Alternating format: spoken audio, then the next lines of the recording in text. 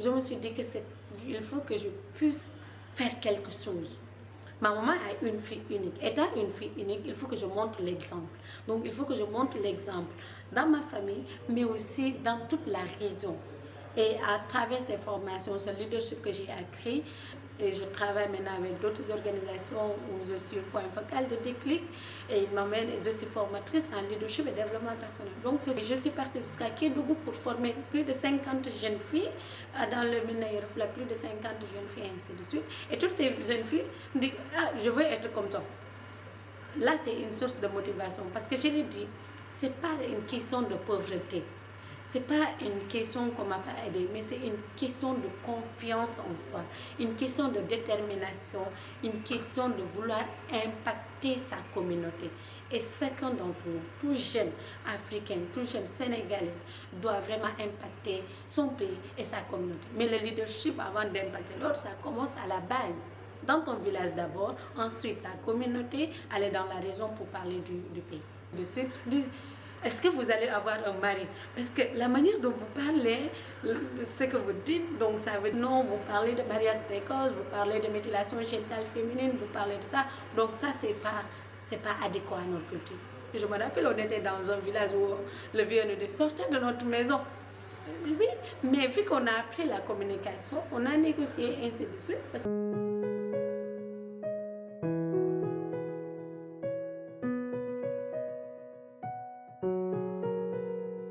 Je suis Asidia Manka, donc je suis jeune actrice défenseuse des droits des filles, jeune leader dans la région de Kolda et militante pour l'égalité et la justice sociale.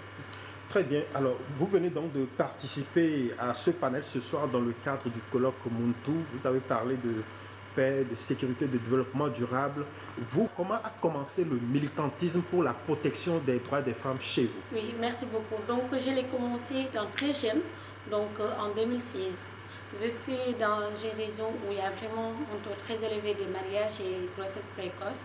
Moi, étant jeune fille leader et témoin de tout ça, je me suis dit pourquoi pas vraiment, pourquoi pas moi aussi que je puisse jouer mon rôle au lieu d'être une simple spectatrice, mais être une actrice. Donc, vu cela, j'ai intégré le centre conseil ado qui m'ont formé, m'aider à vraiment avoir confiance en moi pour que je puisse vraiment ne pas être victime de mariage précoce. Et je l'ai foncé parce que aussi j'ai vu dans mon village, il n'y a pas assez de filles qui partent à l'école. C'est quel village? Alors mon village, c'est dans le département de Kolda. Et mon village natal, il est à Momadou, où il y a énormément de filles qui ne partent pas à l'école. D'ailleurs, je suis la première fille qui a obtenu le bac dans ce village. Et je me suis dit, l'éducation, ce n'est pas un luxe, c'est un droit fondamental. Et comment on peut dire que des filles ne puissent pas bénéficier de ce droit? Et ce n'est pas seulement dans mon village, j'ai fait le constat dans beaucoup d'établissements, dans beaucoup de communes où vraiment l'éducation des filles n'est pas prise en compte. Je me suis dit, il faudra que je défende cela pour les montrer vraiment, nous aussi filles, nous avons le droit d'aller à l'école, nous avons le droit de jouer notre rôle dans le développement durable. Alors, quand vous avez commencé à militer, vous avez commencé à avoir des initiatives. Vous avez notamment fondé le club des jeunes filles. Est-ce que vous pouvez nous parler de ce club-là? Exactement. Donc en 2014, on a installé le club de jeunes filles leaders dans Kolda. Le club de jeunes filles leaders, c'est une association de jeunes filles âgées de 10 jusqu'à 24 ans. Le constat, comme je l'ai dit, il y avait vraiment un pléthore de mariage et grossesse précoce et de violences basées sur le genre. Et c'est des relais qui venaient nous en parler. Et on s'est dit, pourquoi nous, on est des jeunes filles? Pourquoi ne pas mettre ce club en place pour lutter contre cela? Parce que nos parents, quand on partait dans les sensibilisations, nos parents nous disent, nous on a peur que vous nous déshonorez, que vous tombez en état et ainsi de suite. Quand vous avez fondé le club? Oui, quand on a fondé le club et ainsi de suite. On s'est dit maintenant, vu que le club a un objectif de lutter contre les mariages et grossesses précoces, pour que ça puisse avoir un impact très solide, il faudra signer le pacte du New Deal. Le pacte du New Deal se repose sur 3 piliers. Le premier pilier, c'est l'engagement des parents, des jeunes filles d'abord, de ne pas tomber enceinte avant le mariage. Et le deuxième, c'est l'engagement des parents, ne pas donner leur fille en mariage sans leur consentement. Et le troisième pilier, on a dit maintenant, vu que nous, on s'est engagés, les parents, la même chose, il faudra renforcer le leadership féminin et l'autonomisation des filles. Et ça a marché. On a vu la peur des parents est en train de diminuer, ils n'ont pas peur de ça. Nous aussi, on renforce notre confiance en soi, notre estime en soi. Et aujourd'hui, on a plus de 108 clubs de jeunes filles dans Kolda qui sont en train de faire des activités énormément, en fait, des génératrices de revenus, mais aussi des activités de sensibilisation et des filles qui sont en train de montrer le leadership féminin partout. Parce qu'on s'est dit, on ne va pas s'arrêter là. Quand on dit qu'on ne va pas tomber, on ne va pas faire ça, il faudra qu'on puisse avoir de bonnes notes aussi à l'école pour que la confiance des parents puisse se renforcer à 100%.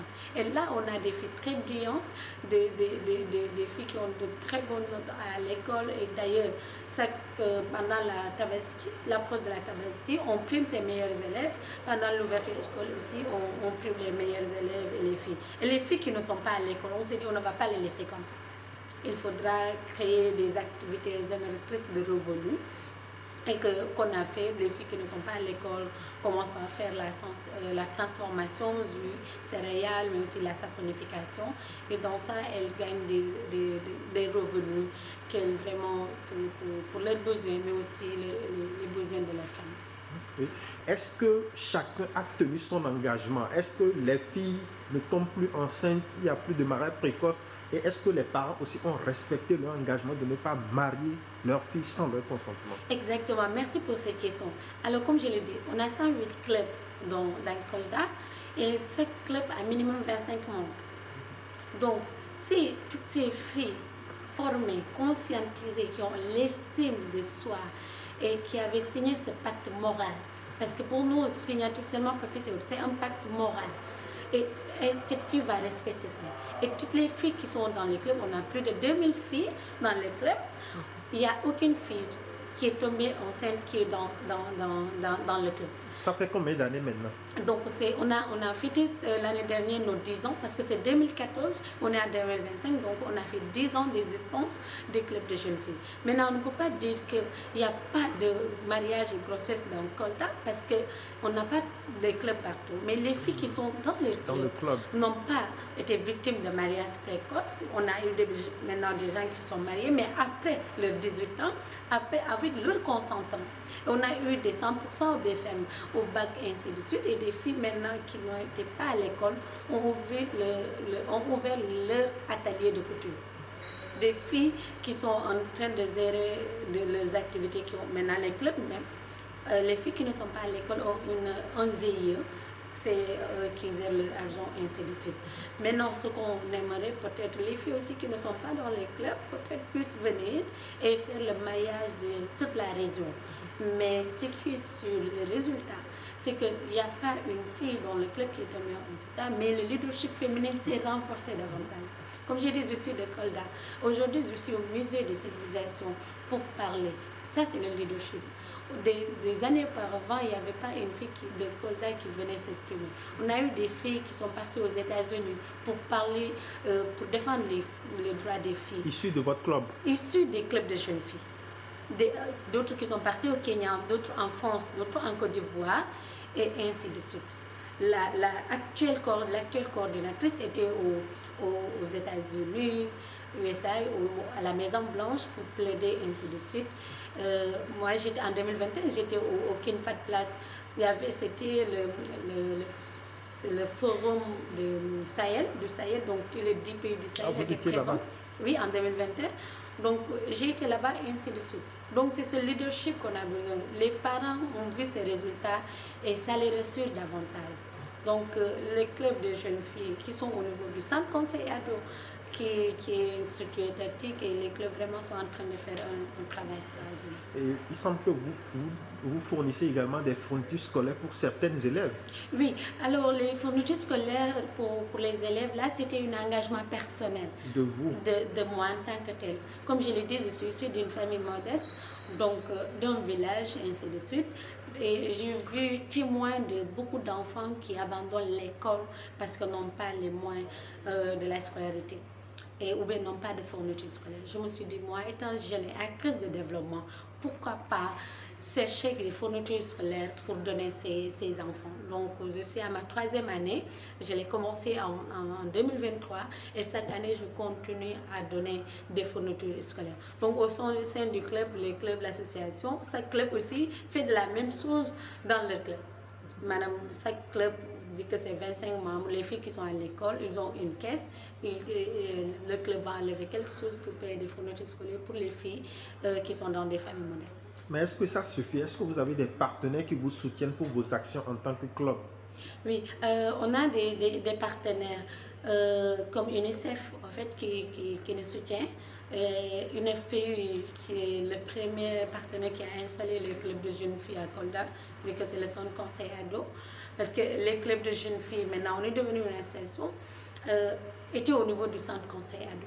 Le centre conseil ado, comme j'ai dit, c'est une structure étatique maintenant, et qui est sous la direction de la DPSI, donc Direction Protection Sociale des Jeunes et Adolescents. Et ces clubs de jeunes filles en train de faire beaucoup d'activités. UNFPI nous soutient, UNICEF aussi, c'est des organisations qui nous soutiennent. Et d'autres aussi, organisations, peut-être voient nos activités, disent est-ce qu'on peut collaborer pour que nos activités puissent aller de l'avant. Donc on collabore avec les autres. Mais n'empêche, on appelle aussi à toutes les organisations peut-être de venir travailler avec nous. Parce que pour nous, l'impact, c'est là. Il faut que les filles prennent exemple, il faut que les filles prennent la parole. Comme on a dit, la parole s'arrache. Maintenant, on a marre peut-être que des hommes viennent parler à notre nom. Tout ce qui se fait pour nous, ça nous, c'est contre nous. La fille peut parler pour elle, mais ça commence par le respect de leurs droits. Est-ce qu'aujourd'hui, vous êtes une source d'inspiration pour beaucoup d'autres jeunes filles? Oui, merci beaucoup. Je peux dire que je suis une source d'inspiration pour beaucoup de jeunes filles dans ma région et ailleurs, même dans les autres régions comme Tamba et ainsi de suite. Parce que, comme je l'ai dit, à travers les clubs, j'ai fait beaucoup de formations et elles voient ces formations, ils sont contents comment je parle et ainsi de suite, et comment j'ai échelonné. Étant une jeune fille d'une famille modeste qui avait un problème de poursuivre ses études et ainsi de suite, maintenant qui est en train de se montrer. Vous avez eu des soucis pour poursuivre vos études? Exactement. Ah oui? À un moment donné, comme je l'ai dit, je suis une jeune fille. Donc, mon papa était décédé très, très tôt. Et je vivais avec ma maman et ainsi de suite. Et ça n'allait pas, et ça ne devait pas être facile pour moi. Étant donné mon village, il ne considérait pas trop que la fille puisse aller à l'école. Donc, il y a beaucoup de qui... Mais, alhamdoulilah, je me suis dit qu'il faut que je puisse faire quelque chose. Ma maman a une fille unique. Étant une fille unique, il faut que je montre l'exemple. Donc, il faut que je montre l'exemple dans ma famille, mais aussi dans toute la région. Et à travers ces formations, ce leadership que j'ai acquis, et ainsi de suite, et je travaille maintenant avec d'autres organisations où je suis point focal de déclic et je suis formatrice en leadership et développement personnel. Donc c'est ce parcours, ce trajet qui m'a permis d'être là. Et je suis partie jusqu'à Kédougou pour former plus de 50 jeunes filles dans le Minaïr, plus de 50 jeunes filles et ainsi de suite. Et toutes ces jeunes filles disent je veux être comme toi. Là, c'est une source de motivation parce que je l'ai dit, ce n'est pas une question de pauvreté, ce n'est pas une question qu'on ne m'a pas aidé, mais c'est une question de confiance en soi, une question de détermination, une question de vouloir impacter sa communauté.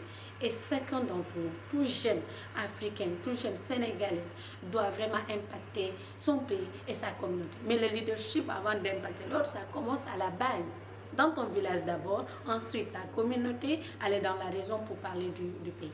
Est-ce que quand vous avez commencé, les gens n'ont pas eu peur de vous pour dire « Ah, cette jeune fille va venir pervertir nos enfants » Ça ne manquera pas. Ça ne manquera pas. Ce qu'ils nous disent chaque jour.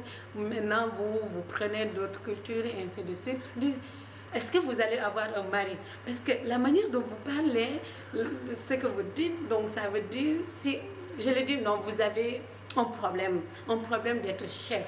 Vous pensez que quand une fille est éduquée, une fille est transformée, madame, à toute cette expérience, vous avez peur qu'elle puisse avoir tous les pouvoirs parce qu'elle a libéré ce potentiel.